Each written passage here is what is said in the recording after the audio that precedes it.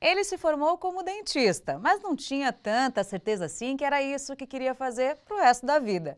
Aí, numa viagem aos Estados Unidos, ele percebeu que os americanos tinham um hábito que os brasileiros ainda não conheciam: comer comida chinesa na caixinha. Claro que para a maioria pareceu uma ideia um pouco absurda no começo, mas ele persistiu e criou o que é hoje a maior rede de comida chinesa da América Latina, com mais de 160 lojas. O nosso convidado de hoje é o Robson Shiba, fundador da China Box e da rede Gendai. Oi, Robson, muito obrigada pela presença. Eu que agradeço o convite. Bacana. O Robson, a sua história é sensacional. Queria que você contasse um pouquinho pra gente como é que começou, que ideia é essa de vender comida chinesa? Pode parecer comum hoje, mas lá em 92 não era. Como é que foi que você pensou nisso? Bom, foi através de uma viagem que eu fiz aos Estados Unidos enquanto eu ainda fazia o curso de odontologia, né? E aí no comecinho da viagem eu fui assaltado. E aí eu tive que me virar para dar continuidade aí à minha viagem e acabei arrumando um emprego. E eu arrumei um emprego em um restaurante. Não era de comida chinesa, mas todos os funcionários desse restaurante comiam comida chinesa numa caixinha, porque era uma comida fácil, barata, rápida. E aí que eu tive o meu primeiro contato com a comida chinesa dentro de uma caixinha. E aí eu fiquei imaginando, poxa, isso no Brasil iria funcionar muito, né? Porque no Brasil nós só tínhamos pizza para pedir, né? E seria uma alternativa muito viável. Você teve essa ideia, aí você voltou e pensou em empreender isso. Mas você era dentista, chegou a se formar dentista. O seu pai era dentista, ainda tinha uma loja de material de construção. Por que ir para um caminho tão diferente do que parecia mais fácil naquela época? Ah, o sonho, né? Eu sempre tive um sonho de ter um negócio em paralelo à odontologia, como o meu pai. Como o meu pai teve também, né? Ele dentista, ele teve a loja de materiais para construção. Eu cresci nos fundos dessa loja de materiais, então eu tive muito contato com o varejo. E aí o sonho de ter esse negócio sempre eu carreguei comigo e eu convenci o meu pai a investir junto comigo nesse projeto de montar um restaurante de entrega de comida chinesa. Eu já ouvi você dizendo que você nunca teve dúvida de que daria certo. Da onde vinha toda essa confiança de que um negócio tão inovador, que nunca ninguém tinha visto, daria certo? Então, entre eu montar mesmo o restaurante, eu começar um negócio, é, eu, se passaram 2 anos e meio, 3 anos, né? O Plano Collor, que confiscou o dinheiro de todo mundo, inclusive da minha família, isso fez com que nós adiássemos o nosso sonho. E nesse período eu fiz algumas pesquisas, pesquisas informais mesmo, né? Eu fui em vários restaurantes chineses e eu percebi que o público consumidor, os clientes, eram basicamente de ocidentais. Então, 80% ou 90% dos clientes que estavam lá fazendo a sua refeição era de brasileiro. Então, o mercado, existia um grande mercado consumidor desse produto. E nenhum desses restaurantes fazia entrega a domicílio. E tinham nesses restaurantes também espaços em que os consumidores podiam ir fazer o pedido e levar para casa.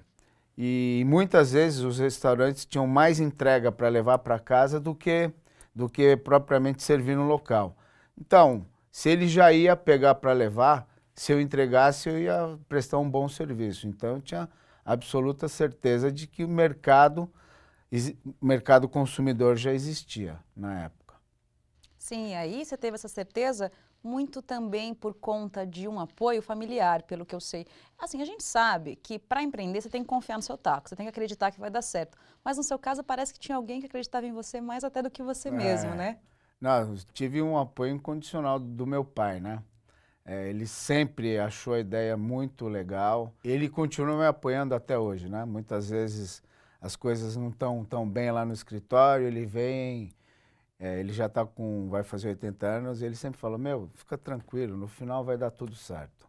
Bom, aí com esse apoio incondicional, você voltou dos Estados Unidos, esperou um pouquinho, teve um tempo aí amadurecendo a ideia e montou a primeira loja. Como é que foi? Quais foram os maiores desafios desse momento, quando você abriu a primeira loja? Inexperiência, né? Eu, dentista, com um pouco de experiência de varejo, com o apoio do meu pai também, que já tinha sido um empreendedor. Mas mesmo assim, em restaurante, nós nunca havíamos tido nenhum tipo de experiência, a não ser comer a comida. Então, ter que desenvolver fornecedores de matéria-prima, né, de carne, frango, macarrão, os molhos, dos equipamentos de cozinha. Então, essas foram as grandes dificuldades, né? Obviamente, o primeiro restaurante nós quebramos a cara, pagamos mais caro do que deveríamos ter pago, mas esse é o custo do aprendizado. Mas foi muito bom e você tem que passar por isso para que você possa construir de maneira sólida uma empresa. Nós estamos com 160 lojas, continuamos aprendendo. A gente, na próxima, a gente não repete o erro da anterior e assim vai. Você falou do custo.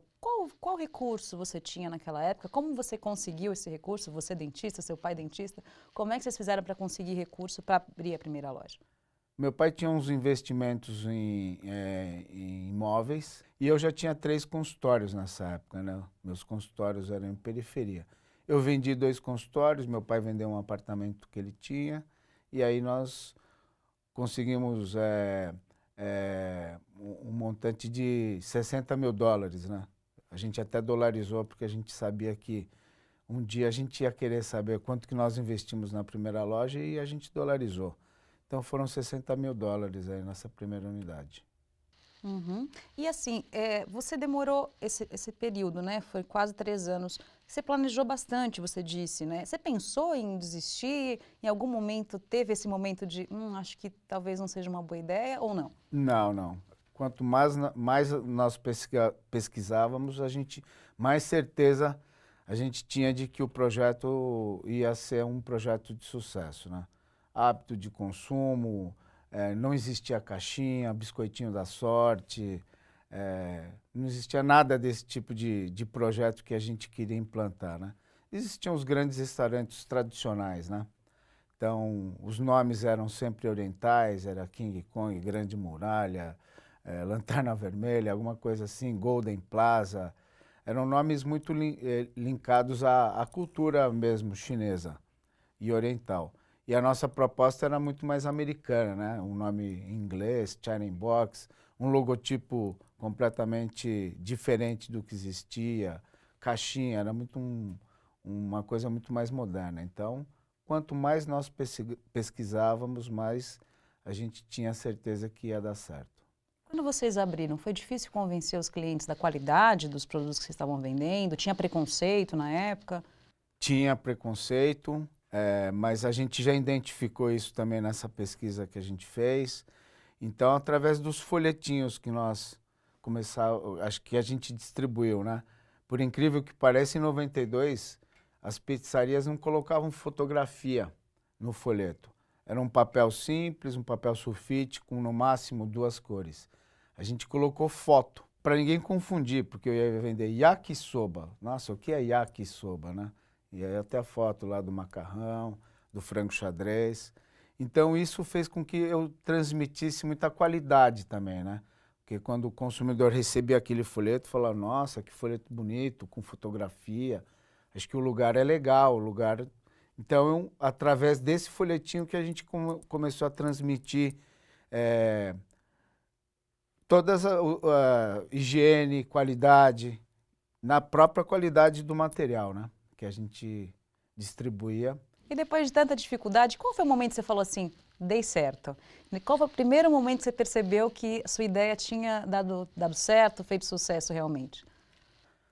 Foram 2 momentos. Quando os amigos que no começo criticaram muito a minha decisão de abandonar a odontologia, vieram me procurar para abrir um Shining Box também. Falei, poxa, então acho que o negócio Acho está que deu funcionando. certo. E quando os clientes começaram a ligar também, perguntando se o Shining Box era uma franquia, que eles queriam mudar, queriam montar uma unidade também. Eu nem sabia o que era, mas falava que era. Era franquia, é uma franquia americana, e eu falava que era também. E aí eu falei, poxa, esse negócio eu acho que dá para eu crescer com franquia. Aí eu fui entender o que significava franquia, né? E eu vi que você poderia, através da franquia, fazer uma expansão muito rápida, porque você não utiliza o seu capital, você utiliza o capital do franqueado.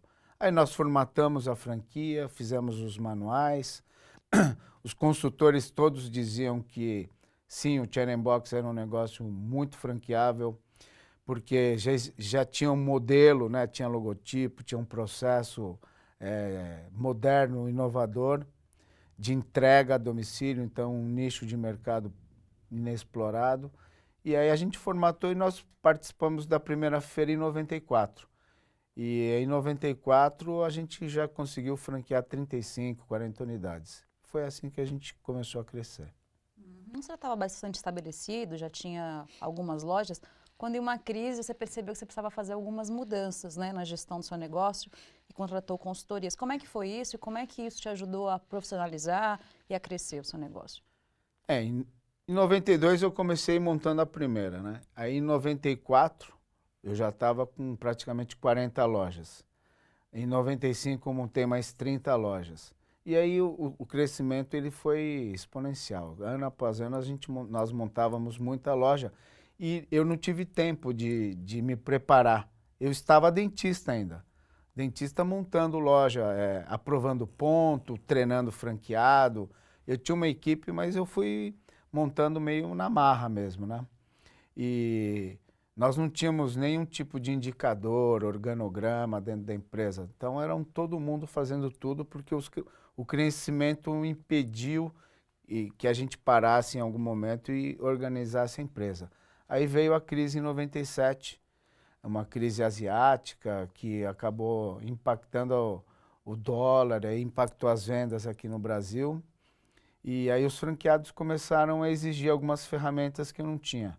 E aí eu fui perceber que eu precisava realmente parar, diminuir muito o ritmo de expansão e organizar a empresa. E aí eu contratei uma consultoria que me ajudou a departamentalizar, tinha um departamento de treinamento, um departamento de marketing, o financeiro, o operacional, o de consultoria de campo, que até 97 nós não tínhamos nada disso aí. Eu fazia tudo, todo mundo fazia tudo. E foi até um período que eu tive muita sorte, porque a economia foi favorável, né? Então não exigia esse tipo de gestão. Aí a crise exigiu e a gente rapidamente implantou. E depois da China Box, você criou outros projetos, acabou à frente de um grupo alimentício. Como é que foi esse novo passo do seu negócio? É engraçado, muitos acham que o Gendai, que é a outra marca do grupo, ele nasceu muito depois, né? Mas na verdade o Gendai nasceu em novembro de 92, o China Box em outubro e o Gendai em novembro. Só que o Gendai, em 92, ele foi muito, assim, muito mais pioneiro até do que o China, porque a gente colocou dentro de um shopping center um restaurante de comida japonesa, que só existia no bairro da Liberdade. Então, comer cru em 92 eram muito poucos, muito poucos. Os ocidentais tinham muito pouco hábito mesmo. Então, tanto que os nossos clientes basicamente eram de oriental, de japonês ou descendentes de japoneses, né? E aí veio uma novela chamada Malhação, em que dentro dessa novela era uma academia e dentro dessa academia ele tinha um sushi bar. E aí ele começou, e isso fez com que popularizasse a comida japonesa. E aí veio o kanikama, né, que não é cru, era uma massa de peixe, que todo mundo acha que é caranguejo, mas não é. E aí teve o sushi chamado Califórnia, que não tinha cru. E o pessoal queria comer Califórnia e a gente começou a vender muito isso aí. Isso fez com que alavancassem as nossas vendas e popularizasse a comida japonesa. É incrível, né? E aí o Gendai começou a crescer, mas nós crescemos muito mais através de lojas próprias, porque eu não tinha nem muito interessado em franquear, em franqueados que quisessem abrir restaurante japonês, porque o hábito ainda não existia. E aí também nesse período eu achava que se eu juntasse proteína de um jeito, dava comida chinesa. Se eu juntasse de outro jeito proteína com carboidrato, eu vendia comida italiana, ou comida portuguesa, ou churrascaria. Então eu cheguei a ter 13 restaurantes distintos. Mas aí eu percebi que não é muito bem verdade isso, né? Não é tão simples assim. Não, não é tão simples assim e que a verdade mesmo que você precisa ter foco. Se você não tiver foco em cima de uma coisa, ser especialista em uma coisa, a probabilidade do fracasso é muito grande. Então, obviamente, eu vendi todos os projetos e hoje eu sou focado em comida oriental, em chinesa e japonesa. Bacana. Robson, para quem quer empreender também, o que você acha que mudou lá atrás, quando você começou, em 92, para hoje? Está mais fácil? Está mais difícil? O que você acha? Tá mais fácil e tá mais difícil. A facilidade tá para todos, né? Então hoje você tem acesso através da internet a todas as informações que você queira.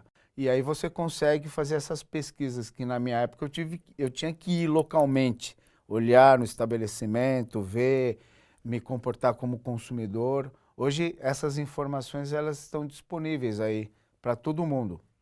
E a dificuldade está aí, porque a informação é para todos. Tá para você também, mas para o concorrente? Exatamente. E aí está da habilidade em transformar essa informação em ação. Então a proatividade, ela está sendo muito mais... hoje a proatividade é muito mais o diferencial. Sobre isso ainda, sobre se reinventar, como você conseguiu se reinventar para permanecer no mercado, né, durante tantos anos, mais de 20 anos? Qual que é a importância que você acha de todo comerciante, de todo empreendedor pensar nisso, pensar que ele tem que se renovar? Olha, eu tenho muito hábito de me colocar, né, de me colocar como consumidor. Essa empatia de você estar sempre se colocando no lugar dele. Poxa, o que o consumidor, o que eu gostaria de ter da minha empresa, que queria me fazer surpreender, fazer uau, não, uau, pô, que legal. Então essa vontade de estar sempre sendo surpreendido é o que permeia dentro da minha empresa. Então eu exijo de todos os colaboradores sempre, olha, você tem que me surpreender. Eu como consumidor, eu quero ficar surpreso com essa nova promoção, com esse novo aplicativo, com essa nova prestação de serviço.